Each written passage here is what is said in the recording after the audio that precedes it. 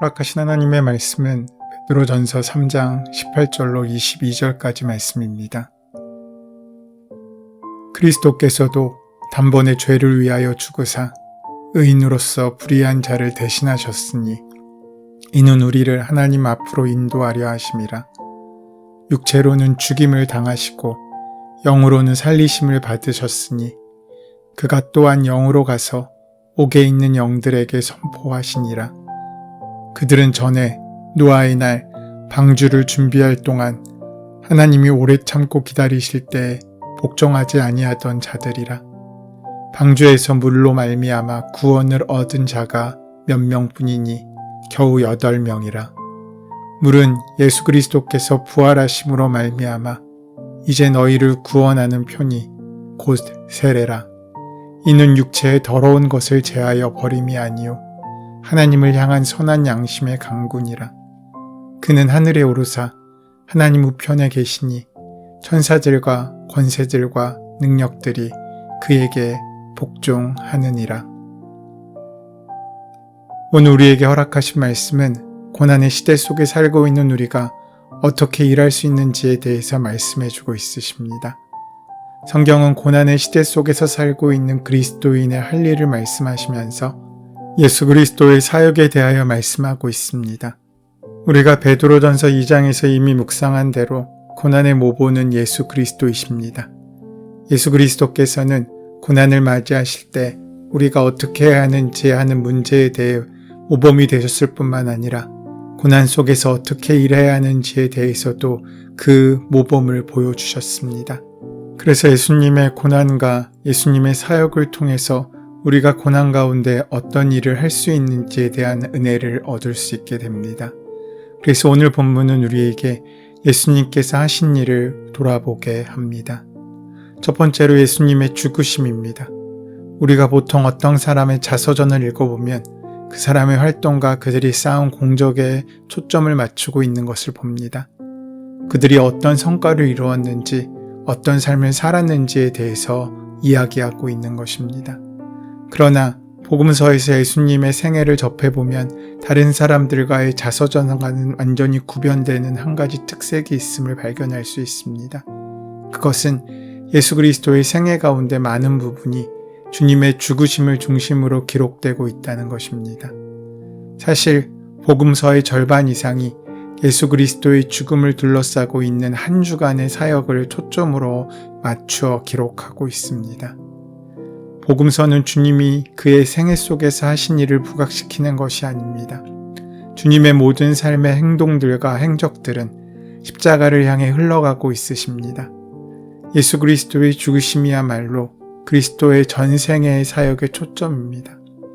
한마디로 예수 그리스도는 죽기 위해서 이 세상에 오셨습니다. 죽음을 떠나서는 예수 그리스도의 생애를 우리는 이해할 수 없습니다. 마태복음 20장 28절에 예수님께서 친히 인자가 온 것은 섬김을 받으려 함이 아니라 도리어 섬기려 하고 자기 목숨을 많은 사람의 대속물로 주려 함이니라 라고 말씀하셨습니다. 우리는 살기 위해서 세상에 왔다고 말할 수 있을지 모르나 주님께서는 죽으시기 위해 이 땅에 오신 것입니다. 그 죽으심의 자리인 십자가는 예수님의 생애의 초점입니다. 그래서 복음서의 많은 부분들이 그리스도의 죽으심의 기사에 할애되고 있는 것을 볼 수 있습니다. 만약 어떤 사람이 그리스도의 생애를 기록한다면 오병이어의 기적이라든지 예수님께서 행하신 놀라운 기적들을 중심으로 이야기를 전개해 나갔을지 모릅니다. 그러나 이 모든 기적과 기이한 현상들은 다 지나가는 것들입니다. 왜냐하면 주님의 가장 위대한 업적은 죽음이시기 때문입니다. 주님은 죽으심으로 우리를 죄에서부터 해방시키시는 구속의 사건을 완성하셨습니다. 오늘 허락하신 18절 말씀도 우리에게 그렇게 말씀합니다. 그리스도께서도 한 번 죄를 위하여 죽으사 의인으로서 불의한 자들을 대신하셨으니 이는 우리를 하나님 앞으로 인도하려 하심이라고 했습니다. 먼저 예수님께서 죄인된 우리를 위하여 죽으셨다는 사실이 강조되고 있는 것입니다.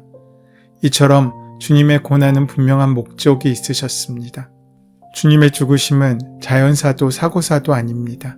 주님의 죽으심에는 분명한 목적이 있습니다. 다시 말해서 주님께서는 죄를 위하여 죽으신 것입니다. 주님이 십자가에서 목숨을 내놓으신 것은 대속의 제물로서 당신의 목숨을 내놓으신 것입니다. 그리고 주님은 의인으로서 불의한 자를 대신했다고 말씀하십니다. 여기서 의인이라는 말은 단수로 되어 있고 불의한 자라는 말은 복수로 되어 있습니다. 그러니까 불의한 자들로 되어 있는 것입니다. 그러니까 세상의 의인은 단 한 분밖에 없다는 의미입니다. 예수 그리스도만이 오로지 의인이십니다. 그 밖에 나머지 모든 사람들은 다 죄인입니다. 로마서 말씀을 보면 의인은 없나니 하나도 없으며 모든 사람이 죄를 범하였으며 하나님의 영광에 이르지 못하더니라고 말하고 있습니다. 의인은 예수님밖에 없는 것입니다. 예수 그리스도를 거룩하고 의로운 자라고 묘사하고 있으십니다. 사실 예수님이야말로 이렇게 말하기에 합당하신 분이지 않습니까? 예수님은 참으로 거룩하고 참으로 의로우신 분이십니다. 그런데 그런 예수님께서 많은 불의한 자들을 대신하여 죽으셨습니다. 그래서 이 불의한 자들을 그 불의로부터 해방하셔서 그들을 용서하시고 새로운 피조물로 삼으셨습니다. 이처럼 주님의 고난과 죽음엔 분명한 목적이 있으셨습니다. 그렇게 해서 주님은 죄인된 우리를 하나님 앞으로 인도하신 것입니다. 죄를 위하여 죽으시고 불의한 자를 대신하여 죽으신 이유는 궁극적으로 우리를 하나님 앞으로 인도하기 위함이라고 사도 베드로는 말하고 있습니다. 여기서 인도라는 말이 나오는데 이 말은 원래 헬라 시대의 왕의 비서의 역할을 강조하던 단어였습니다. 옛날 헬라 시대의 왕들은 비서들을 데리고 있었는데 그 비서 가운데도 수석 비서가 왕을 만나러 오는 사람들을 판단하여서 그가 왕을 만날 만한 사람인지 판단한 후에 그를 왕까지 인도하는 역할을 했습니다. 그러니까 여기서 인도의 가장 중요한 역할은 안내하여 그 길을 인도해 주는 것이었습니다. 예수님께서는 이처럼 십자가에서 죽으시고 고난을 받으신 곳으로 우리를 만왕의 왕이신 하나님 앞으로 인도하시기 위해서 그 은혜를 허락하신 것입니다. 그리스도가 없었더라면 우리는 그 만왕의 왕 되신 하나님 앞으로 전혀 나아갈 수 없었을 것입니다. 우리는 모두 사망의 어둠 속에 헤맬 수밖에 없었을 것입니다. 그러나 예수님 때문에 예수님의 죽으심 덕분에 우리는 하나님 앞으로 인도함을 받을 수 있게 되었습니다. 예수님께서 친히 말씀하십니다. 내가 곧 길이요 진리요 생명이니 나로 말미암지 않고는 아버지께로 올 사람이 없다 라고 말합니다. 두 번째로 예수님께서는 우리의 삶뿐만 아니라 죽은 자의 자리에서도 하나님의 역할을 감당하십니다. 사실 오늘 우리가 묵상하는 말씀은 성경에서 가장 해석하기 어려운 말씀 중 하나로 많은 신학적인 논란이 있습니다. 특히 논란이 되는 부분이 19절의 말씀입니다. 19절의 원문의 헬라어의 번역은 지옥에 내려가셔서 라는 뜻으로 시작됩니다. 여러 가지 오해의 소지가 있기 때문에 우리말 성경에서는 이 부분을 그가 또한 영으로 가서 옥에 있는 영들에게 선포하시니라로 애둘러 번역하고 있습니다.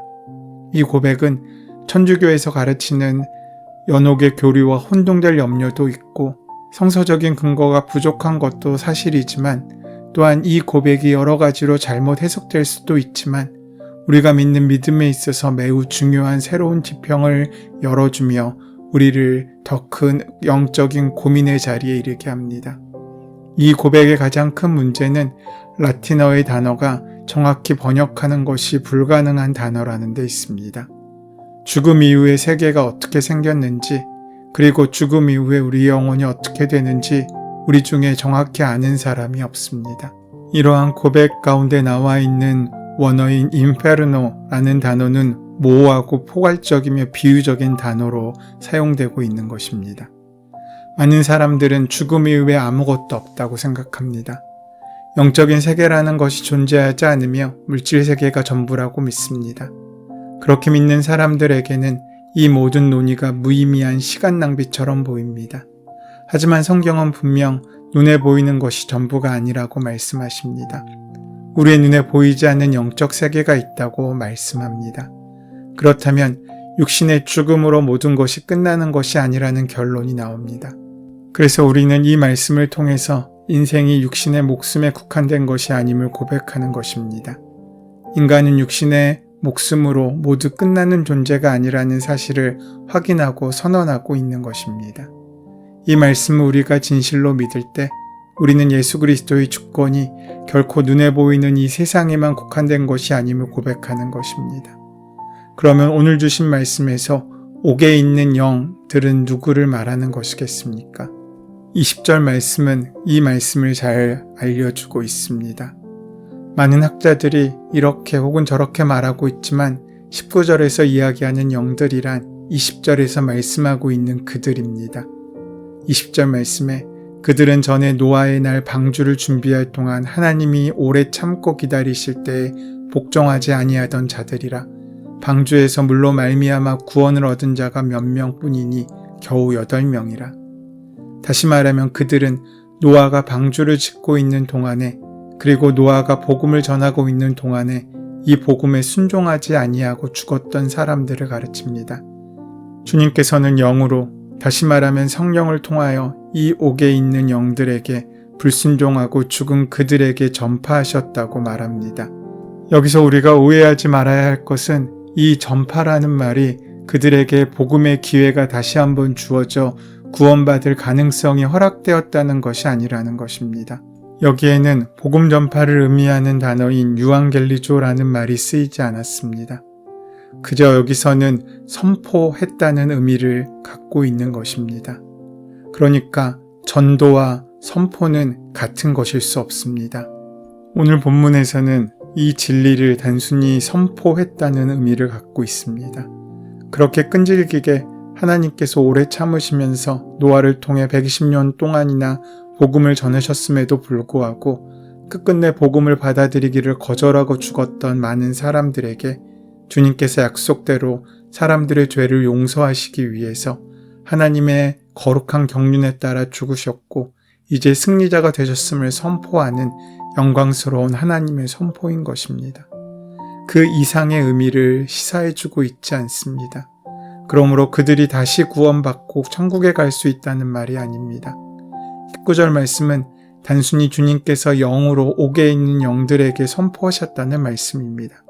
이를 통해서 우리는 주님께서 십자가상에서 죽으셨을 뿐만 아니라 당신의 위대한 승리를 지옥을 향하여 선포하셨다는 것을 알 수 있습니다. 그리고 그 예수님께서는 부활을 통해 승리하셨습니다.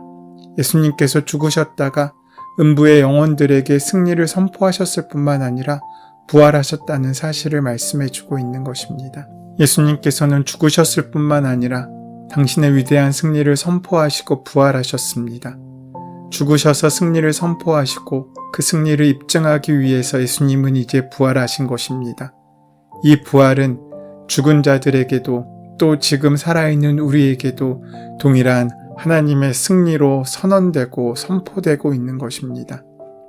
그렇게 그 부활은 예수를 믿는 모든 그리스도인에게 산소망이 되었다고 베드로전서는 말씀해주고 있는 것입니다.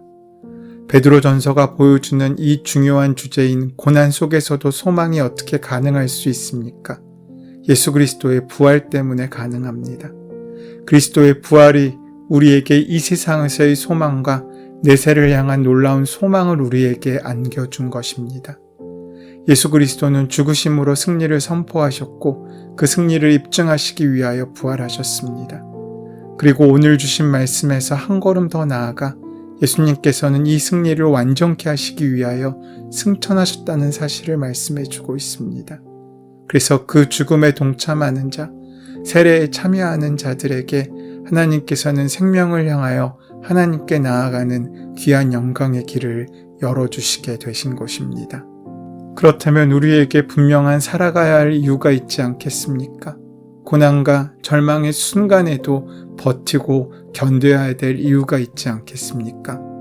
노아는 세상이 멸망하기 직전의 인물이었습니다. 이처럼 어려운 시대에 살면서 노아는 주님의 복음을 전파했습니다. 고난 속에 살고 있는 성도들이 이 어려운 시대를 살면서 해야 할 사명이 무엇이겠습니까? 오늘 하루를 살아갈 때 우리가 붙들어야 할 말씀을 붙드시기를 바랍니다. 그래서 이 소중한 하루를 세상에 목적을 두지 않고 하나님의 말씀에 집중하며 주님께로 나아가는 귀한 은혜의 여정이 멈추지 않고 그 은혜로 오늘을 살아가는 은혜가 함께 하시기를 소원하고 축원합니다. 우리를 위해 고난받으시고 죽기까지 사랑해 주신 은혜에 감사합니다. 우리가 주님께서 주신 구원에 합당한 삶을 살기 위하여 날마다 은혜로 동행하여 주시옵고 인도하여 주시옵고 성령으로 충만한 삶을 살 수 있도록 역사하여 주시옵소서. 예수님의 이름으로 기도드립니다. 아멘. 이제 오늘 이 아침 우리에게 허락하신 오늘 본문의 말씀이 지금 나에게 주신 하나님의 음성으로 만나지기 위하여 본문의 말씀을 깊이 묵상하시고 함께 기도하는 시간 가지도록 하겠습니다. 함께 기도합니다.